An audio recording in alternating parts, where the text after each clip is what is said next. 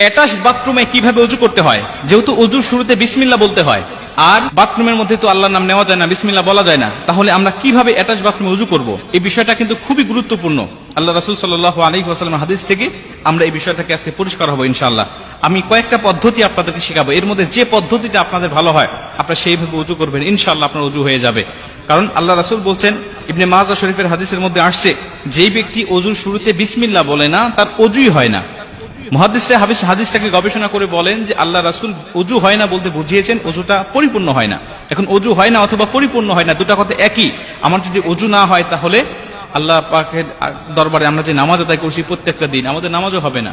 ওযু না হলে নামাজ হয় না। এর জন্য ওযুটাকে কমপ্লিট করতে হবে, ওযুটাকে পরিপূর্ণ করতে হবে। এখন এই ওযুটাকে কিভাবে পরিপূর্ণ করব? কারণ আমাদের অনেকের বাসায় অ্যাটাচ বাথরুম আছে, নিজের বাসায় না থাকলে আত্মীয়দের বাসায় গেলে অ্যাটাচ বাথরুমে ওযু করতে হয়, বা অফিস আদালতে গেলে অ্যাটাচ বাথরুমে ওযু করতে হয়, হোটেলে গেলে কোথাও ঘুরতে গেলে আমাদের অ্যাটাচ বাথরুমে ওযু করতে হয়। তাহলে এই মাসআলাটা আমাদের সকলে জানতে হবে।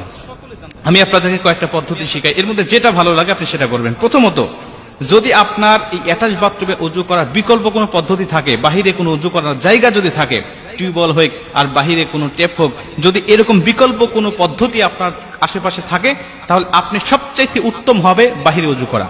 এটা যদি সম্ভব না হয় যে বাহিরে ওযু করার কোনো ব্যবস্থা নাই, তাহলে আপনাকে ভিতরেই করতে হবে।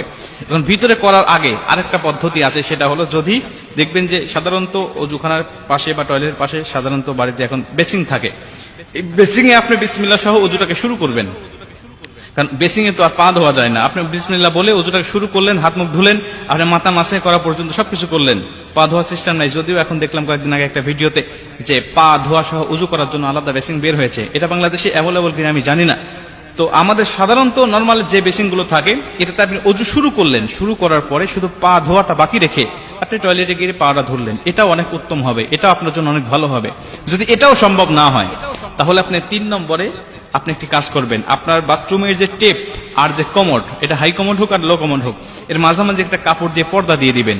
তাহলে কোনো ইখতিলাফ থাকবে না, এর মধ্যে কোনো সন্দেহ থাকবে না, আপনি এই সন্দেহ মুক্তভাবে ওযু করতে পারবেন। যদি পর্দা দেওয়া সম্ভব না হয়, কোনোটাই আপনার সম্ভব হচ্ছে না, বাহিরে ওযু করা সম্ভব হচ্ছে না, বেসিং থেকে শুরু করা সম্ভব হচ্ছে না, পর্দা দেওয়া সম্ভব হচ্ছে না, তাহলে আপনি একটি কাজ করবেন, সেটা হলো অবশ্যই বাথরুমে ঢোকার সময় তো আপনি একটি দোয়া পাঠ করতেছেন, আল্লাহুম্মা ইন্নী আউযু বিকা মিনাল খুবুসি ওয়াল খাবাইস। এই দোয়াটা আপনি পাঠ করে তো ভিতরে প্রবেশ করতেছেন।